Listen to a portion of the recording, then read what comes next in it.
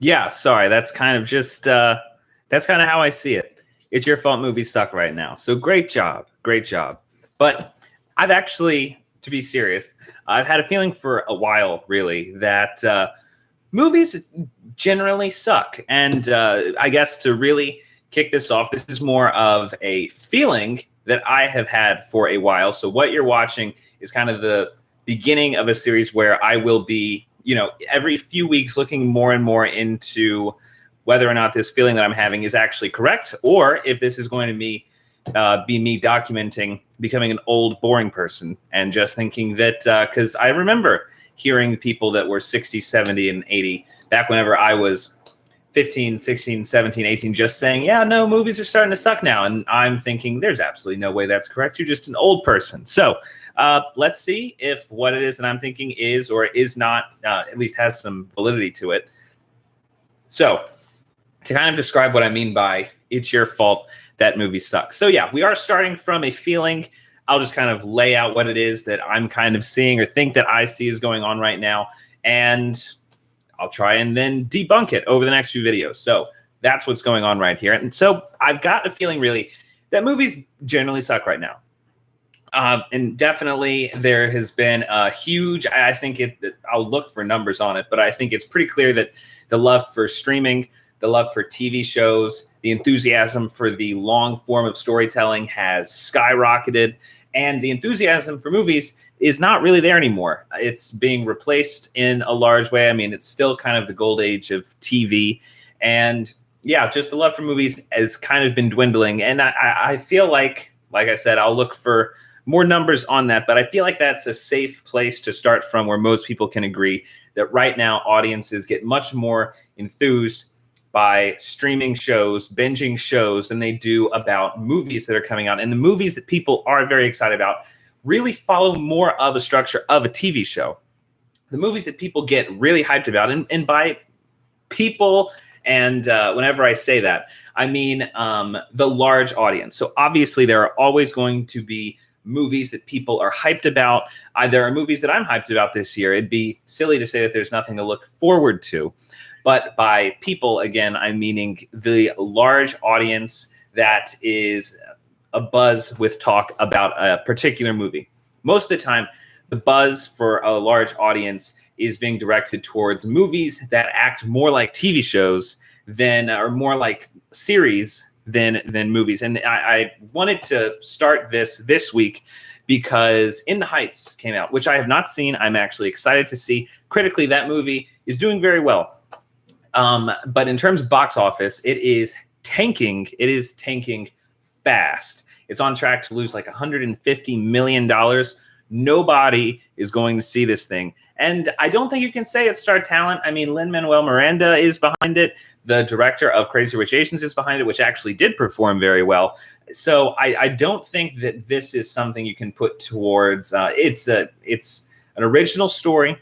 It's an original property.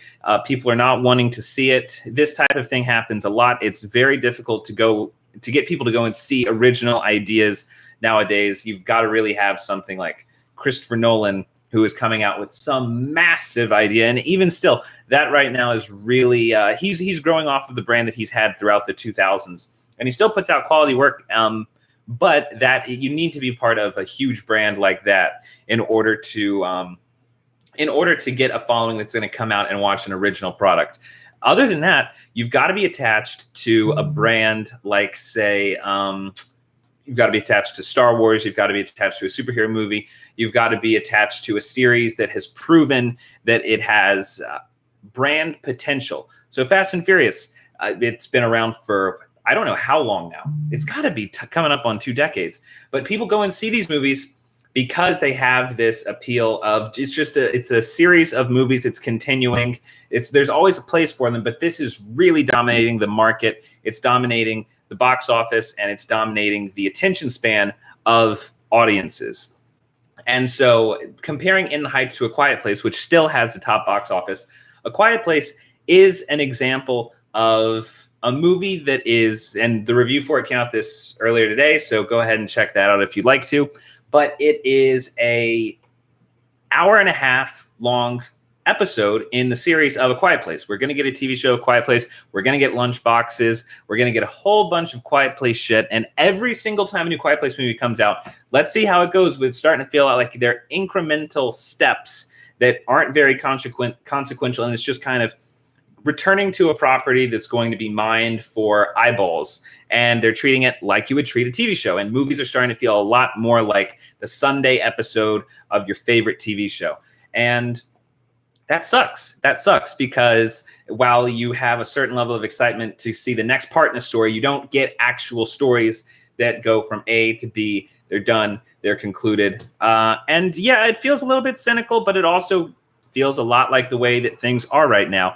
And so whose fault is it? Whose fault is that? Okay. I think a good place to start looking at whose fault it could be is to look at the Oscars. And I think this might just be more proof that there is a problem here. There's a problem in the level of quality in the movies. And I think what we have to eventually look at is it the studio's fault for putting out crap products, which is then going to make it harder to get everyone's eyeballs?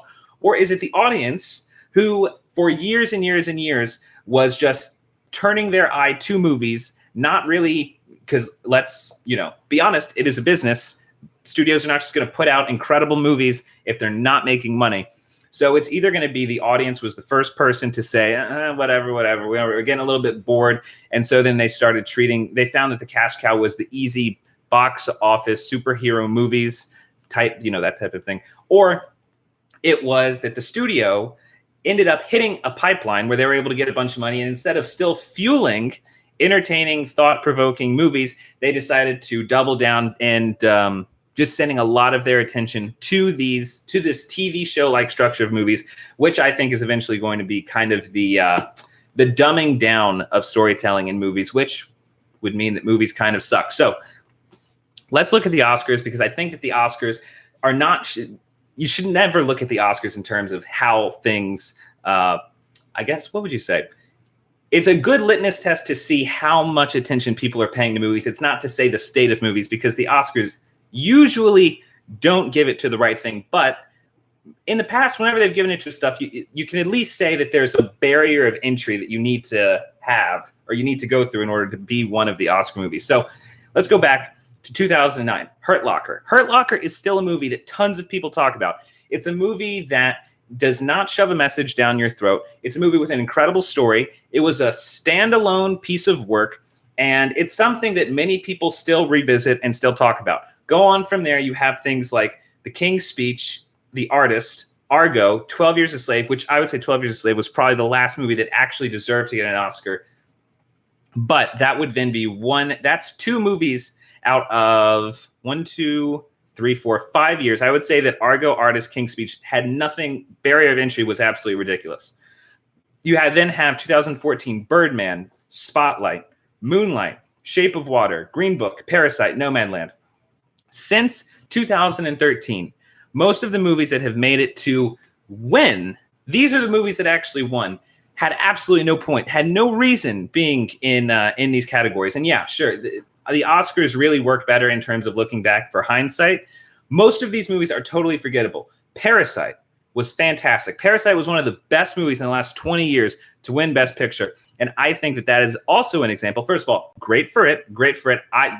That was my favorite movie of that year. Parasite was incredible the year that it came out. But that movie didn't come from our studio system at all. Great for Parasite for doing what it did and being the best movie of that year. But also, the studios here must have been totally embarrassed. They had nothing to do with the best movie of that year. 5 years before that, there was total shit that was winning Best Picture. And I think that if you look at the viewerships from then, the Oscars we know last year, no one paid attention. 9 million people watched. That's an embarrassing number. For context, 2004, 5, and 6, consistent. It was in the 40 millions. Before that, it was pretty much always between the high 40s and low 40s. That's what you were always dealing with. Every now and then you get a 30, but it was rare. After that, it started wavering. And until 2014, you would be going from middle 40s, lower 40s to the 30s, to the 40s, to the 30s, to the 40s. And then in 2014, it has been nosediving, staying in the 30s, steadily going down into the 20s. Last year, under 10 million views. People, I think, clearly are not caring. So, why? I do think that it is the franchise mentality. There is not a variety, and of course, people that love these movies can get. People that love these movies say that the franchise movies still have validity on their own. And you can't blah blah blah. There's nothing wrong with liking those movies, but the lack of variety is obnoxious. And it is clear, I think, if people love to talk about. People within the Heights are saying that it was a lack of diversity that's making people not go see that movie. It was because of COVID. There's always excuses for why people can't. Whenever Parasite won, people were saying that it was just embracing other stories from other parts of the world, which is great. And I love that. And again, it deserved to win. But we're not offering anything. We're not offering anything here. I think that we've got a total disrespect for storytelling. I personally think, and I'm going to have to look into this more, but right now I'm kind of giving the basis for what it is that I think is going on. I think the studio system is not giving a shit about good storytelling. I feel like the Oscar movies that are winning shows that the community isn't really giving a shit about good storytelling. I feel like the viewership of the Oscars shows that most audiences are seeing that, and I think that the increase of streaming is also showing that.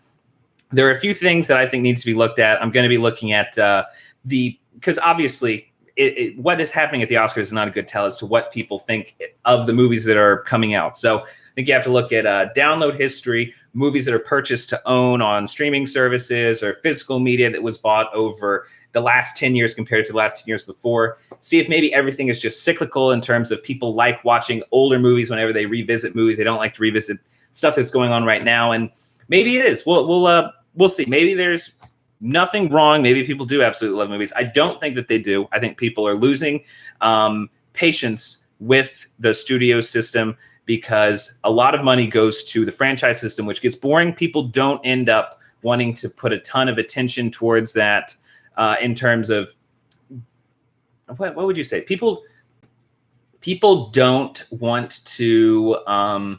People don't embrace movies that treat the audience like they're watching a long TV show in the theater once a year because there is not a level of risk or drama at stake. So I think movies are losing a sense of drama. And while there's still excitement around franchise movies that exist, I don't think there is. People know that they're not going to be surprised, I guess, by movies right now. That might be more what it is. But I don't know. I'm going to keep looking into this. I think there's more data that needs to be looked at. And I think it's a shame that we haven't had a movie. For me, 2007 was kind of like the year to look back on. To have movies like Juno, The Assassination of Jesse James, There Will Be Blood. We haven't had a movie like that. No Country for Old Men, a perfect year, an absolute perfect year in which quality movies came out and were embraced not only by the Hollywood community, but by everyone in the country, at least everyone in the world. Really, we haven't had a year like that since then. So we'll see. So is it the audience that lost its patience and then the studios lost patience with them and just went for the cash cow? Or did studios go for the cash cow and they're not caring about good storytelling, or at least they're not caring about putting good storytelling front and center? They're not investing in it. So go ahead and subscribe to 5 Minute Critic for future updates on reviews and movie news.